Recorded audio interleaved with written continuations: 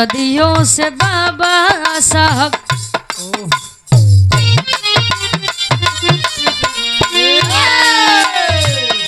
सदियों से बाबा साहब अंबेडकर महान थे, भारत के शान थे, आज भी है और कल भी रहेंगे। सदियों से बाबा साहब अंबेडकर महान थे, भारत के शान थे, आज भी है और कल भी रहेंगे। सदियों से बाबा सदियों से बाबा साहब अम्बेडकर महान थे, भारत के शान थे, आज भी हैं और कल भी रहेंगे। कल भी रहेंगे। अधिकार नहीं था हम लोगों को किसी के बराबर बैठने का, हमें यहाँ तक भी अधिकार नहीं था कि हम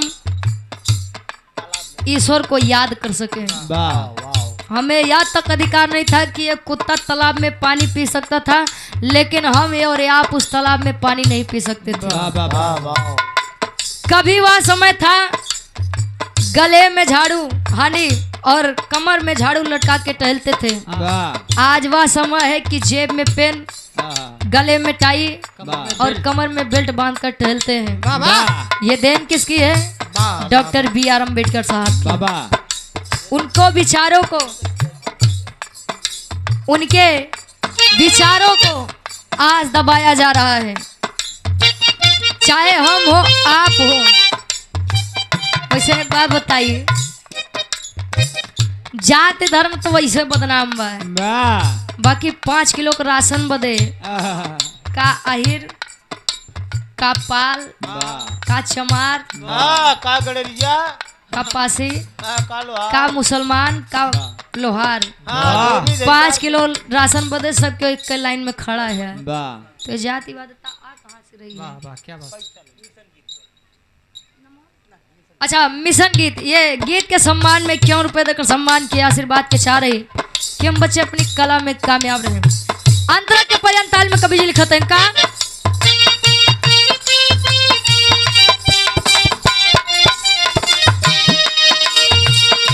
जन्म गर भीम नहीं लेते जहां में हम नहीं होते, जन्म गर भीम नहीं लेते जहां में हम नहीं होते, जन्म गर भीम नहीं लेते जहां में हम नहीं होते।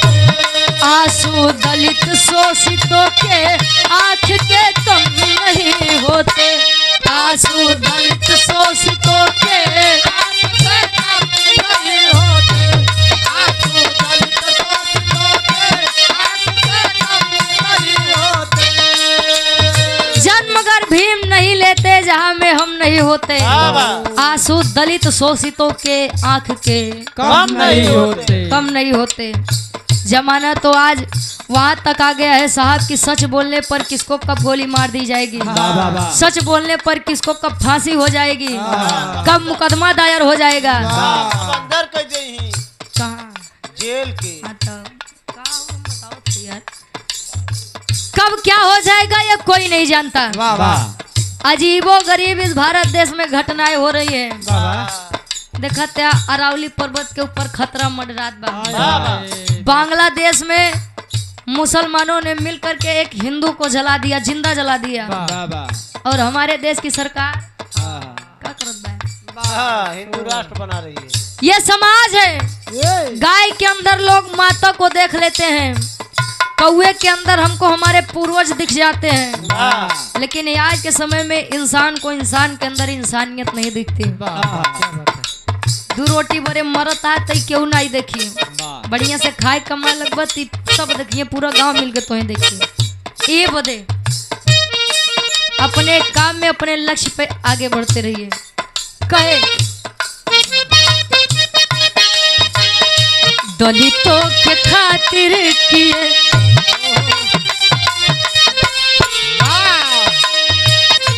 दलितों के खातिर किए खुद को कुर्बान थे, भारत के शान थे, आज भी है और कल भी रहेंगे।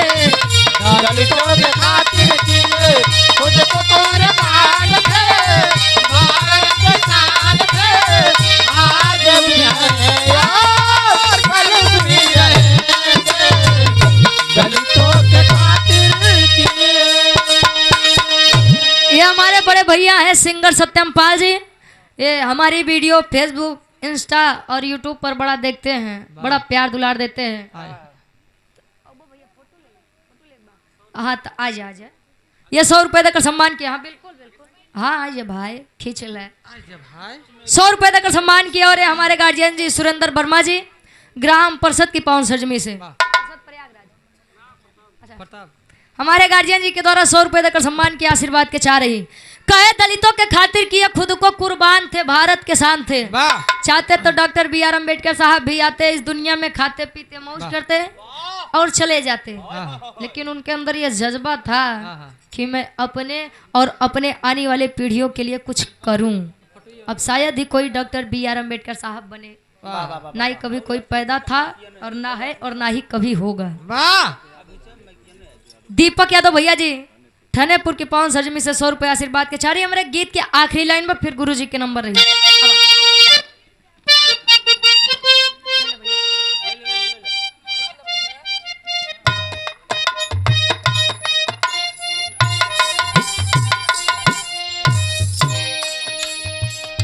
आदरणीय सम्मानित गार्जियन जी, ग्राम प्रधान ठनेपुर गोपापुर बसंती यादव जी, जब भोलेनाथ के गीत तो 500 रुपए देकर सम्मान के आशीर्वाद के चाह रही। ऊंचाई बाबा साहब का जमाना छू नहीं सकता। ऊंचाई बाबा साहब का जमाना छू नहीं सकता। ऊंचाई बाबा साहब का जमाना छू नहीं सकता। साहब कांसी राम जैसा कोई भी हो नहीं सकता।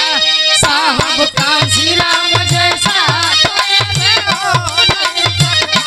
साहब कांसी राम जैसा कोई भी हो नहीं सकता। ऊंचाई बाबा साहब का जमाना छू नहीं सकता।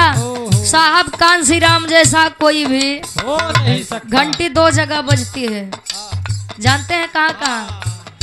पहली घंटी स्कूल में बजती है और दूसरी घंटी मंदिर पर बजती है।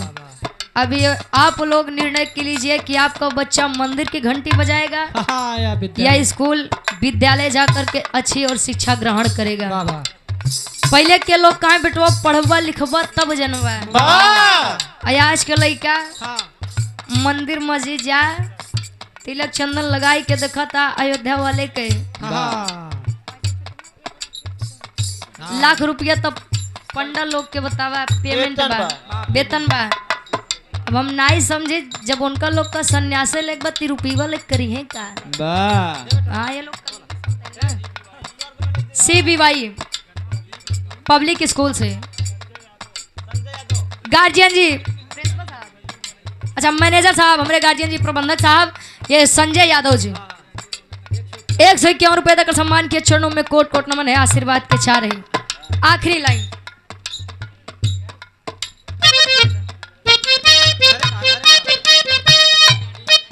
पूनम पाल पूज्य दादी जी की बड़ी नातिन है। यूं ही रोना न देंगे जब तक जिंदा है, सारे होश गवा देंगे अगर तुझे हो गया कुछ, सारी दुनिया जला देंगे अगर तुझे हो गया कुछ। गाजियाबाद काव्या पाल छोटी नातिन है, 51 रुपए और 100 रुपए देकर सम्मान किए। कहे रुचि मिशन बढ़ाना,